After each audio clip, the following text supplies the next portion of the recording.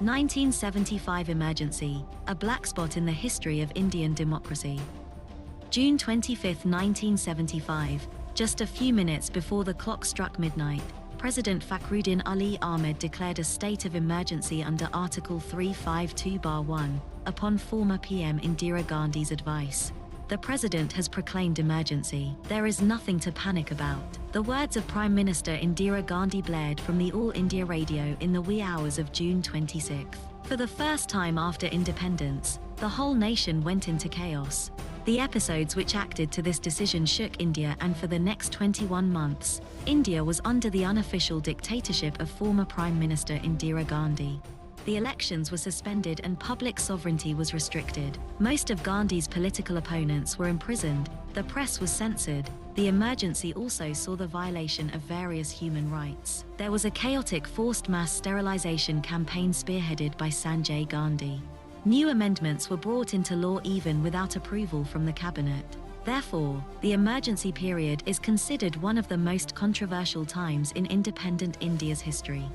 The rebellion began in January 1974, when students in Gujarat protested against rising prices of food grains and other essential commodities and corruption in the state government, which soon found support with major opposition parties joining it.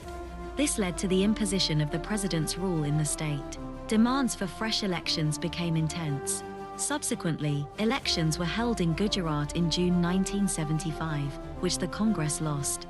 Furthermore, students in Bihar started a movement in 1974 called the Bihar Movement to protest against the same issues, and they invited Jayaprakash Narayan to lead it. His acceptance of the same took the issue to a national level. The Bihar Movement became the JP Movement. Narayan led a huge political rally in Delhi's Ramlila grounds on June 25, 1975, where he announced a nationwide satyagraha for Indira Gandhi's resignation. The employees of the railways too called for a nationwide strike, led by George Fernandez. Meanwhile, the situation took evil and shocking turn when Raj Narain entered the scene.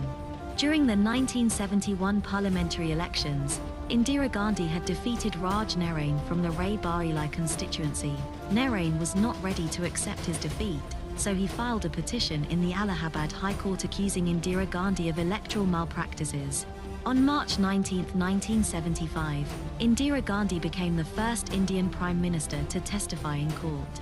On June 12, 1975, Justice Jagmohan Lal Sinha found the Prime Minister guilty of misuse of the government machinery during her election campaign and declared her election null and void, and also barred her from contesting an election for the next 6 years. The court, however, gave Congress 20 days to find a replacement for Gandhi as PM. Then, Indira Gandhi moved to Supreme Court against the verdict. On June 24, the Supreme Court granted her a partial stay on the High Court order, till her appeal was decided and that she could remain an MP but could not take part in the proceedings of the Lok Sabha. Then the government responded to June 25 strike by declaring a state of emergency that night itself. Indira Gandhi justified the drastic measure in terms of national interest, primarily on 3 grounds. That the emergency was to strengthen the nation economically, democratically, and against foreign intervention.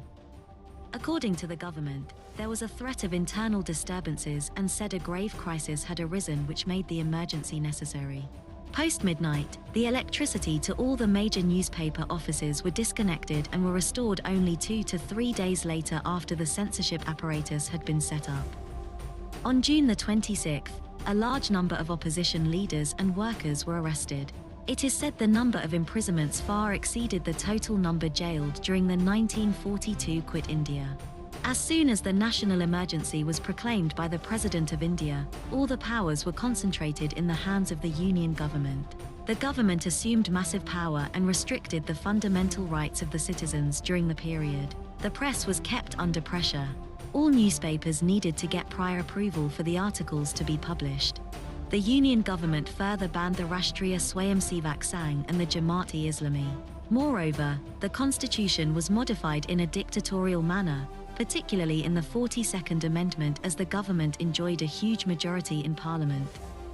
In the background of the Allahabad High Court verdict, an amendment was made declaring that elections of Prime Minister, president and vice president could not be challenged in the court. Apart from this, Sanjay Gandhi, who did not hold any official position at the time, gained control over the administration. In January 1977, the government finally decided to hold an election in March. The opposition united to form a new party called the Janata Party under the leadership of J.P. Narayan. For the first time since independence, the Congress was defeated in the Lok Sabha elections. The Congress could win only 154 seats in the Lok Sabha, whereas the Janata Party got 295 seats, 330 along with allies. Indira Gandhi was defeated at Raebareli and her son Sanjay Gandhi at Amethi. In 1978, in an interview when she was asked about the actual reason for calling the emergency, she promptly replied, "It was obvious, isn't it? The whole subcontinent had been destabilized."